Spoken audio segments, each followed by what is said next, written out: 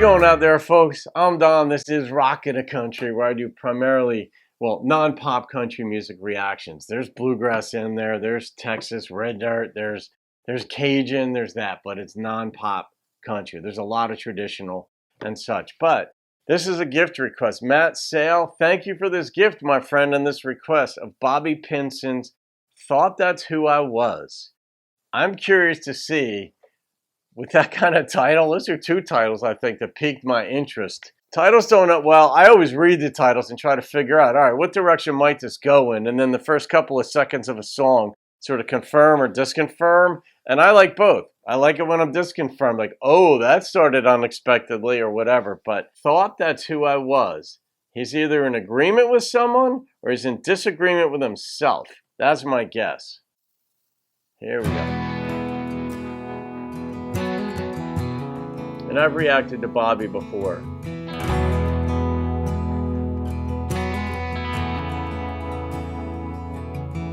Reverb. Me and Billy Joe Taylor joined each other at the hip.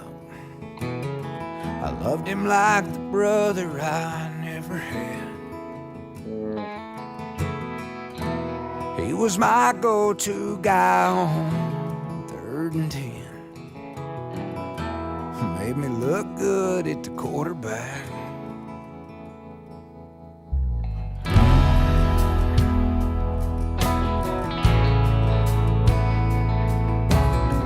Texas had a man in the stands the night we beat the Panthers. Said they had a spot for both of us that next fall. We were riding high on pride, big time futures. Small town paper said we had it all. Up until the night, me and Billy Joe drank way too much for Blue Buck Road. On To Be Wild on the radio. God, I still hate that song. Both of us died there in that crash, but I live to wish I had that night back. After that, football didn't mean that much, but until then, I thought that's who I was. All right, nice. Man, this is brutal too. I know people just like that. Daddy had a hardware store where hard work was his living. Better than the hammers that built his town. I broke his heart that summer. I told him what I wasn't getting out of selling nails by the pound.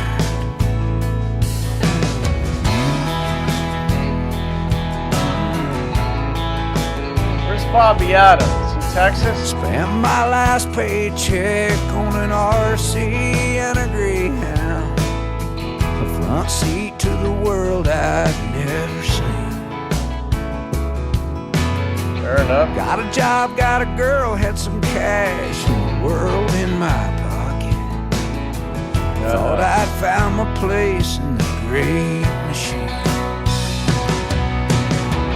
Up until the night I got the call. Mama said Daddy didn't feel nothing at all. Well, she broke down at the fellowship hall. Said, baby, we need you here with us. I told my boss he wished me the best. I told my girl she wished we never met. But I don't regret what I gave up, 'cause until then I thought that's who I was. Life changes, man.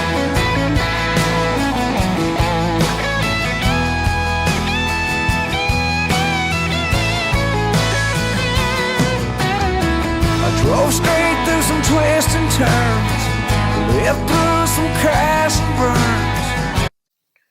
I was trying to figure out who he reminds me of. The cadence, even the song, reminds me of Rodney Atkins' song, "Cleaning This Gun." His voice reminds me very much of Rodney's, at least in that song and probably in others. The feel of this song, even, some of the instrumentation reminds me of that. Stumble through some lessons learned with the weight on my shoulders. Went around the world to find the girl God had in mind, who gave me a better life than the one I scratched up. But until then, I thought that's who I was. And that may change too. That ain't who I was.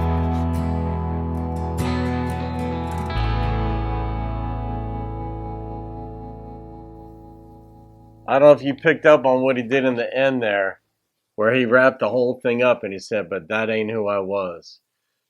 And it's the story of change. Life is in flux, and then each new situation reveals something. And sometimes that expression comes full circle. It'll bring you back to you. And so you try this, that doesn't work.